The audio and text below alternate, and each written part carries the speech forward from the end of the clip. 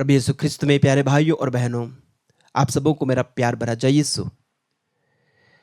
आइए हम प्रभु की दिव्य वचनों के ऊपर मनन चिंतन करें। आज का हमारे मनन चिंतन का वचन है संत मत्ती अध्याय 11 पवित्र वचन 20 से लेकर 24 तक। आइए हम प्रभु के वचनों को सुने। तब यीशु उन नगरों को धिक्कारने लगे जिन्होंने उनके अधिकांश चमत्कार देखकर भी पश्चाताप नहीं किया।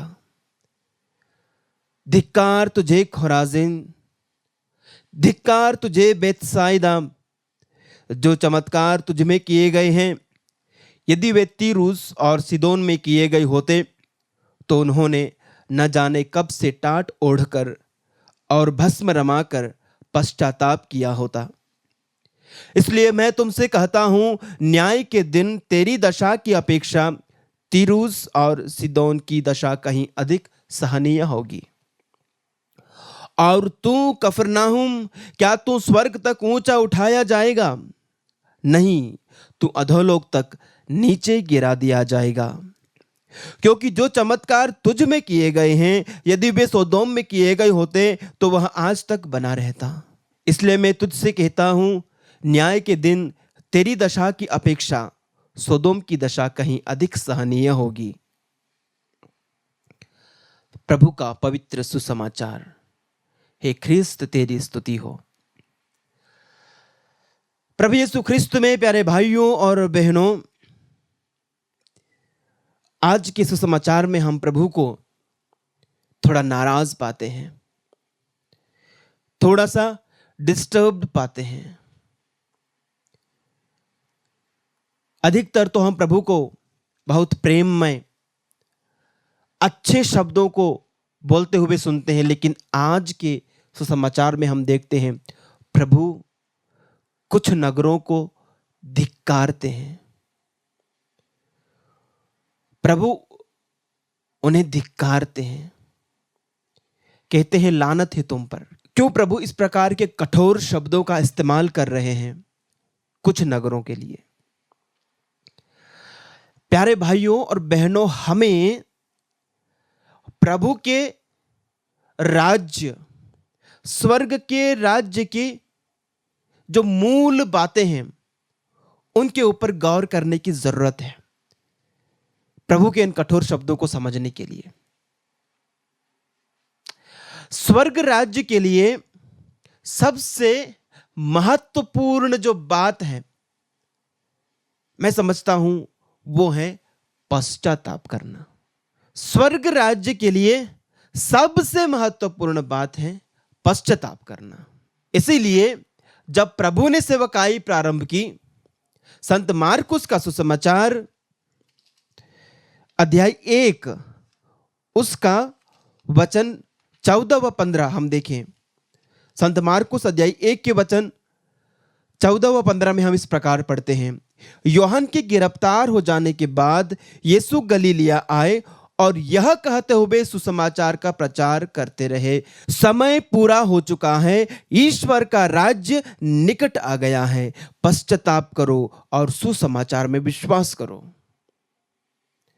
पश्चाताप करो क्योंकि स्वर्ग का राज्य निकट आ गया है, और सुसमाचार में विश्वास करो। स्वर्ग के राज्य को प्रभु यीशु हमारे करीब ले आए हैं। स्वर्ग का राज्य जिससे हम हमारे पापों के कारण, हम हमारे पूर्वजों के पापों के कारण, आदम हवा के पाप के बाद से हम ईश्वर के राज्य से, ईश्वर के सानिध्य से, ईश्वर के सामीप्य से हम दूर चले गए। हम भटकी हुई भेड़ें हैं, लेकिन प्रभु यीशु उस स्वर्ग के राज्य को हमारे करीब लाए और कहते हैं, देखो स्वर्ग का राज्य ये मैं तुम्हारे करीब ले आया हूं, मैं स्वर्ग के राज्य को तुम्हारे पास ले आया हूं। उसमें प्रवेश करना चाहते हो? एक कंडीशन है, एक शर्त है, पश्चाताप करो। स्वर्ग के राज्य में प्रवेश करना है, पश्चाताप करो। बिना पश्चाताप किए कोई भी स्वर्ग के राज्य का अधिकारी नहीं हो सकता। ईश्वर के अनुग्रह का कोई भी पात्र नहीं बन सकता पश्चाताप किए बिना। जरूर प्रभु यीशु ने कलवारी पर हमारे लिए खून बहाया, हमारे पापों के लिए उन्होंने अपना बलिदान दिया, उन्होंने हमारे लिए उद्धार कमाया है। हमारे वर्तमान पापों के लिए, हमारे भूतकाल के पापों के लिए, हमारे भविष्य काल के पापों के लिए उन्होंने कुर्बानी दी है। लेकिन पश्चाताप बहुत जरूरी है। उन दो डाकुओं के बारे में आप जानते हैं, एक प्रभु के दाएं, दूसरा प्रभु के बाएं टंगाया गया था क्रूस पर। बाएं वाला व्यक्ति पश्चाताप नहीं करता है, उल्टा वो प्रभु को कोसता है। और दाएं तरफ जो व्यक्ति था, वह भला डाकू, वो पश्चाताप करता है। और उसी समय उसके पश्चाताप का परिणाम ये होता है कि प्रभु यीशु ने कहा, आज ही तुम मेरे साथ स्वर्ग में होंगे। और उसके लिए स्वर्ग का द्वार खुल गया। आज के सुसमाचार में प्यारे भाइयों और बहनों, हम देखते हैं कि प्रभु ने इन अविश्वासी नगरों को धिक्कारा, क्योंकि उन्होंने प्रभु की वाणी को सुना, चमत्कारों को देखा, चिन्हों को देखा, लेकिन पश्चाताप नहीं। हम पढ़ते हैं वचन में, यीशु उन नगरों को धिक्कारने लगे जिन्होंने अधिकांश चमत्कार देखकर भी पश्चाताप नहीं किया था। यही कारण था।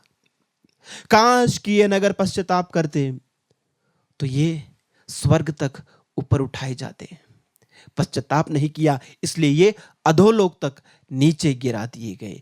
ये सिर्फ उन नगरों के लिए नहीं है, ये मेरे लिए है, ये आपके लिए भी है। आप प्रभु के वचनों को सुनते हैं, आपको प्रभु की वाणी मिली है, आपने प्रभु यीशु के बारे में सुना है, आप फिर भी कठोर हृदय बनाए बैठे हो, आप प्रभु के वचनों का विरोध करते हो, आप सच्चे खुदा का विरोध करते हो, आप अधोलोक तक नीचे गिरा दिए जाओगे। जो उनके सामने दीनहीन होकर पश्चाताप करेगा, वो स्वर्ग तक ऊपर उठाया जाएगा। आइए प्यारे भाइयों और बहनों, हम उन तमाम लोगों के लिए प्रार्थना करें जो प्रभु के सामने विनम्र होकर अपने पापों को कबूल नहीं करते, जो पश्चाताप नहीं करते, जो पाप में जिंदगी जी रहे हैं, जो विभिन्न प्रकार के घोर पापों में डूबे हुए हैं, जिन्होंने अपराध बोध खो दिया है, जिन्हें पश्चाताप की भावना ही नहीं है। प्रभु ऐसे घोर पापियों को मोम की तरह पिघला दे, उनके कठोर चट्टानी हृदय को मोम की तरह पिघला दे। और वो सभी लोग जो प्रभु के वचन का, जो सुसमाचार का विरोध करते हैं, हे प्रभु तो उन्हें सद्बुद्धि और पवित्र आत्मा की प्रेरणा प्रदान कर कि वे भी तुझे कबूल करें और पश्चाताप करते हुए स्वर्ग राज्य के लिए अपने आप को तैयार कर सकें। आमीन।